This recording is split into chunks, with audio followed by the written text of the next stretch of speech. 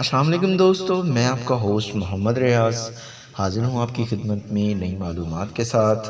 تو ناظرین، آج کا جو ٹاپک ہے وہ ہمارا ہے آپ صلی اللہ علیہ وآلہ وسلم کی وہ عادات مبارکہ جو 1400 سال گزر جانے کے بعد بھی سائنس آج ان کا احاطہ کر کے ان کو ثابت کر رہی ہے کہ یہ باتیں انسانیت کی فلاح کے لیے ہیں اور انسان کی زندگی کو بہتر کرنے اور انسان کے فائدے کے لیے ہیں، کیونکہ قرآن مجید میں اللہ تعالیٰ نے ارشاد فرمایا لَقَدْ كَانَ لَكُمْ فِي رَسُولِ اللَّهِ أُسْوَةٌ حَسَنَةٌ کہ اے ایمان والو، آپ صلی اللہ علیہ وآلہ وسلم کی زندگی تمہارے لیے ایک بہترین نمونہ ہے۔ سورۃ احزاب آیت نمبر 21۔ تو دوستو، چلیں آج ان باتوں کا ذکر کرتے ہیں جو 1400 سال بعد سائنس نے پروف کی کہ وہ عادتیں جو آپ صلی اللہ علیہ وآلہ وسلم اپناتے تھے وہ انسان کے لیے کس طرح سود مند ہیں۔ تو سب سے پہلے دوستو ہم آتے ہیں صبح جلدی اٹھنا۔ رسول اللہ صلی اللہ علیہ وآلہ وسلم صبح بہت جلد اٹھ جایا کرتے تھے، بلکہ ایسی کوئی روایت نہیں ملتی کہ آپ صلی اللہ علیہ وآلہ وسلم کی تہجد بھی کبھی قضا ہوئی ہو۔ سورج نکلنے سے کچھ وقت قبل اور 1 گھنٹے کے بعد کا وقت آکسیجن سے بھرپور وقت ہوتا ہے۔ آج سائنسی تحقیق کی بنیاد پر بھی صحت کے اعتبار سے 24 گھنٹوں میں یہ بہترین وقت ہوتا ہے جس میں آپ کو زیادہ سے زیادہ آکسیجن لینے کا موقع ملتا ہے، جو کہ آپ کی صحت مند زندگی کے لیے ایک بہترین مفید عمل ہے۔ تو دوستو چلتے ہیں دوسری بات پر، آنکھوں کا مساج۔ صبح نیند سے اٹھنے کے بعد رسول اللہ صلی اللہ علیہ وآلہ وسلم آنکھوں کا مساج فرمایا کرتے تھے۔ باڈی کا پورا نظام 11 سسٹم پر مشتمل ہے۔ سائنس نے اس بات کو ثابت کیا کہ نیند سے اٹھنے کے بعد یہ سسٹم بحال ہونے میں 11 سے 12 منٹ لیتا ہے۔ اگر آپ آنکھوں کا مساج کرتے ہیں تو یہ سسٹم 10 سے 15 سیکنڈ میں فوراً بحال ہو جاتا ہے۔ تیسرے نمبر پر بستر سے کچھ دیر بیٹھے رہنا۔ رسول اللہ صلی اللہ علیہ وآلہ وسلم بستر سے اٹھ کر کچھ دیر بیٹھے رہتے تھے اور معمول تھا کہ 3 دفعہ سورۃ اخلاص پڑھتے تھے، کہ جس کو پڑھنے سے تقریباً 1 منٹ صرف ہوتا ہے۔ آج میڈیکل سائنس بتاتی ہے کہ ہمارے دماغ میں ایک کیپلری ہے کہ جسے ایک حصے سے دوسرے حصے کے لیے بلڈ کے لیے ایک پل بنتا ہے۔ اس طرح اس پل کے ذریعے سے ہی ہمارے دماغ کو بلڈ کی سپلائی بحال ہوتی ہے، جہاں سے ہمارے تمام تر اعصاب یعنی کہ پورا جسم کنٹرول ہونا شروع ہو جاتا ہے۔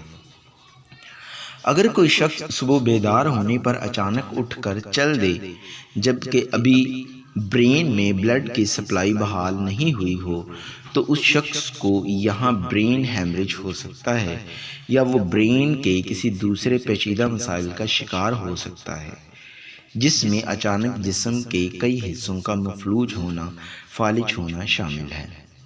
جبکہ اگر وہ صرف 1 منٹ بیٹھا رہے، اس کے دماغ میں بلڈ کی سپلائی بحال ہو سکے تو وہ بہت سے پیچیدہ مسائل سے بچ سکتا ہے۔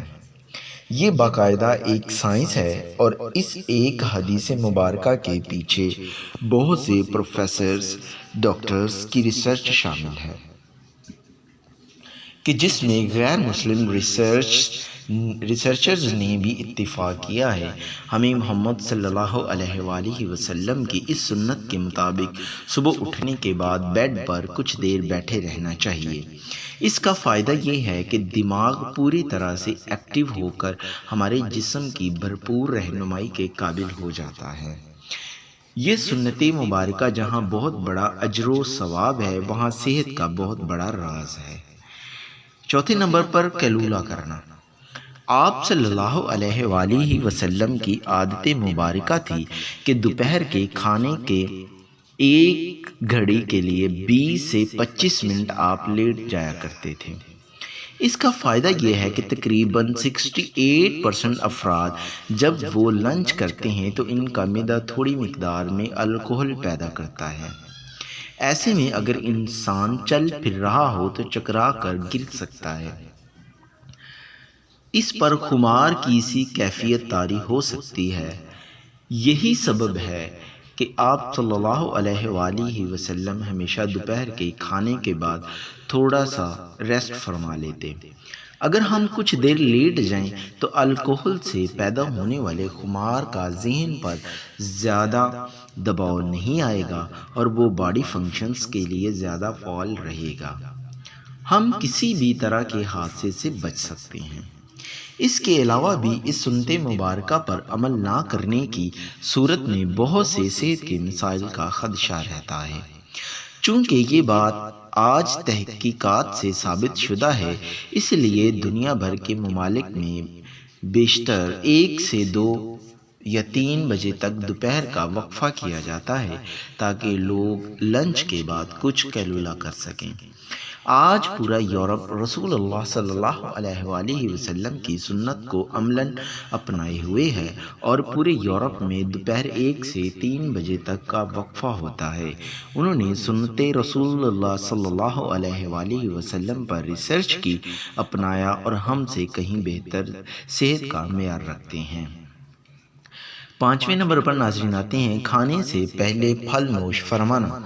رسول اللہ صلی اللہ علیہ وآلہ وسلم ہمیشہ کھانا کھانے سے پہلے فروٹ نوش فرمایا کرتے تھے۔ آپ صلی اللہ علیہ وآلہ وسلم کی عادت مبارکہ تھی کہ آپ کھانے کے بعد پھل نوش نہ فرماتے تھے۔ مختلف پھلوں میں 90 سے 99% تک پانی کی مقدار ہوتی ہے۔ آپ صلی اللہ علیہ وآلہ وسلم نے چونکہ کھانا کھانے کے بعد پانی پینے سے منع فرمایا، جبکہ کھانا کھانے سے قبل پانی پینے کی ترغیب دلائی ہے۔ اسی لیے مختلف پھل بھی چونکہ پانی کی بہت زیادہ مقدار رکھتے ہیں، اسی لیے ان کو کھانے سے پہلے کھانے سے جسم اور خاص طور پر معدہ اور آنتوں کو توانائی ملتی ہے، کیونکہ کھانے کو ہضم کرنے معدہ اور آنتوں کا بہت اہم کردار ہوتا ہے اور یہ عمل اس کارکردگی کو بڑھانے میں ان کے لیے مددگار ثابت ہوتا ہے۔ اور یہ بات بھی سائنسی مشاہدات سے ثابت شدہ ہے کہ فروٹ میں موجود غذائیت سے خالی معدہ کو زیادہ سے زیادہ فائدہ پہنچتا ہے۔